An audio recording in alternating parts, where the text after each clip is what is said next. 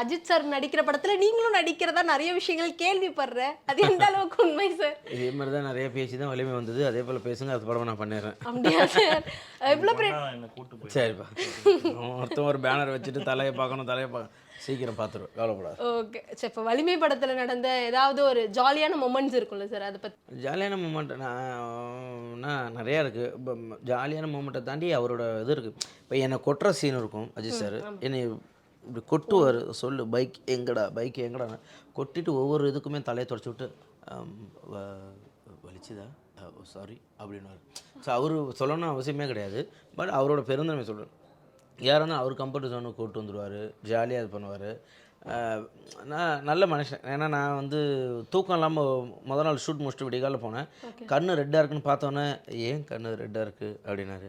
இல்லை நேற்று ஷூட்டு, கொஞ்ச நேரம் தூங்கிட்டு வாங்க அப்படின்னு சொல்லி கேரவனை காமிச்சு நான் தூங்கிட்டு அது ஒரு 3 மணி நேரம் கழிச்சு தான் ஷூட் பண்ணாங்க. உங்களோட பொசிஷன் மட்டும்? ஆமாம். ஸோ அதெல்லாம் யாருக்கு வரும்?